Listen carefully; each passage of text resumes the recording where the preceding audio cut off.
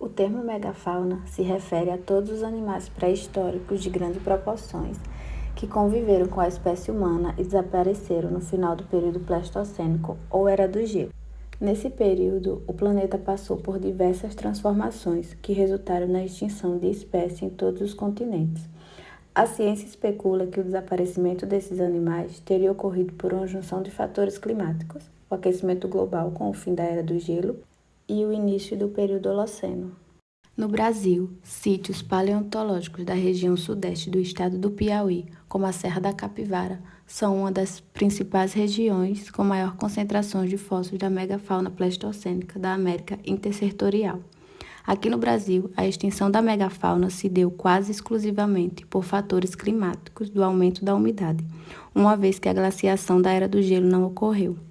Foi durante o período Pleistoceno que os ancestrais humanos evoluíram e começaram a criar ferramentas que mudaram rapidamente sua evolução. Milhares de anos depois se transformaram em coletores e caçadores ativos que utilizavam tecnologias relativamente complexas para caçar e matar grandes animais.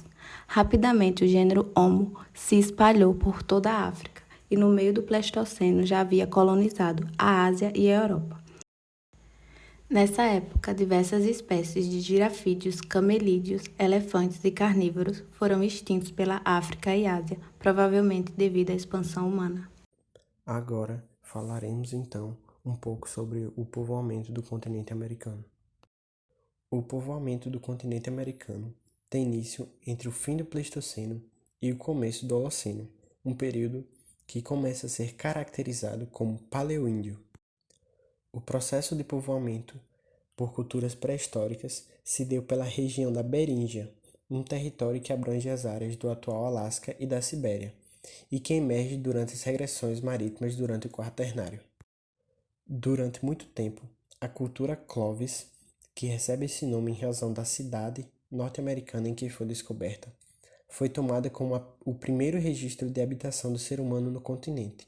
Porém, pesquisas têm colocado essa hipótese em xeque. As pesquisas têm encontrado vestígios humanos por toda a América do Sul.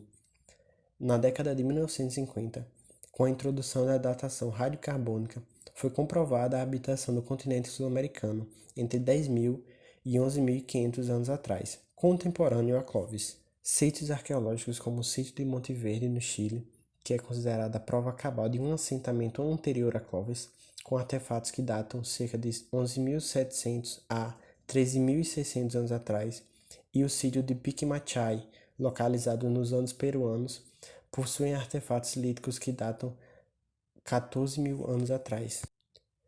Nesses sítios foram encontrados vários tipos de artefatos, como cabanas feitas de ossos de mastodontes, pedaços de madeiras, conchas, vestígios de fogueiras e alimentos. Essas descobertas indicam que a habitação da América do Sul se dá muito antes dos caçadores de Clovis. Agora vamos falar um pouco sobre os sambaquis. Mas o que é um sambaqui? São formações constituídas principalmente de conchas de moluscos, mas também há outras evidências que serão apresentadas ao longo do vídeo.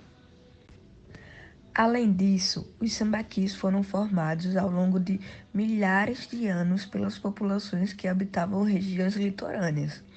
Os sambaqueiros foram os primeiros habitantes do litoral. Há suposições que os sambaquis eram lugares para coleta ou marcação de territórios. Os estudos sobre essas imensas montanhas coletam várias espécies e artefatos.